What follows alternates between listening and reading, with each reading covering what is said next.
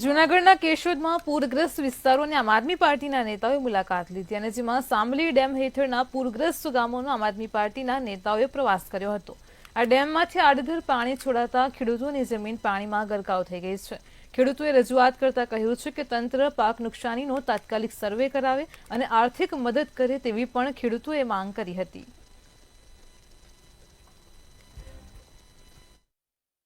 અમારે અહીંયા 2 દિવસ પહેલા વરસાદ થયેલ છે।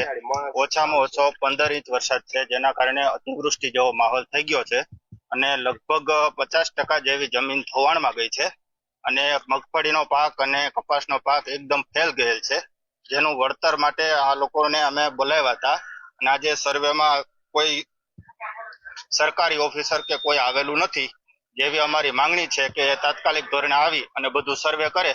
દર વખતે એક જ પ્રશ્ન થાય છે અને ડેમની અમે સંપૂર્ણ માહિતી માંગી છે 15 થી 20 ઓગસ્ટની કે ભાઈ આ પાણી એટલું હતું અને અતિરેક વરસાદ હતો। IMD ની આગાહી હતી કે ભાઈ 10-12 ઇંચ વરસાદ પડવાનો છે, તે છતાં પણ ડેમના બારા કેમ ન ખોલ્યા અને ટૂંક જ સમયની અંદર અમારો ખેડૂતોનું મહાસંમેલન થવાનું છે અને કલેક્ટરને અમે ઉગ્ર રજૂઆત કરવાના છે।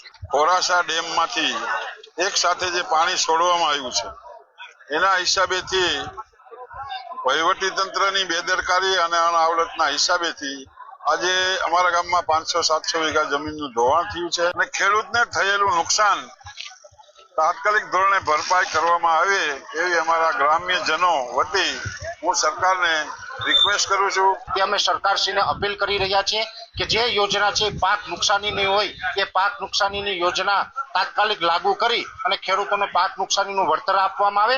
સાથે ખેડૂતોના જે ખેતરો ધોવાઈ ગયા છે એ ખેત ધોવાણનું પણ અલગથી બજેટ ફાળવી અને એ પેકેજમાંથી ખેડૂતોને ખેત ધોવાણનું નુકસાન આપવામાં આવે।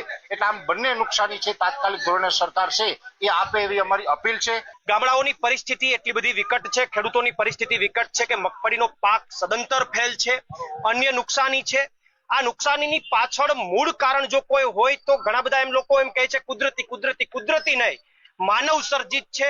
કારણ કે જે આગળ જે ડેમ છે એ ડેમમાં એના ધારાધોરણ મુજબ કેટલું પાણી રાખવું, હવે કેટલી આગાહી છે એ મુજબ એના નીતિ નિયમો મુજબ જે પાણી પેલાથી છોડી દેવું જોઈએ એ કરવામાં નથી આવ્યું અને એના કારણે એક સાથે જે વરસાદ આવ્યો અને એ તાત્કાલિક એક સાથે પાણી છોડવું પડ્યું, એના કારણે આ ગામડાઓમાં અને ઘેડના તમામ ગામડાઓમાં પરિસ્થિતિ થઈ છે।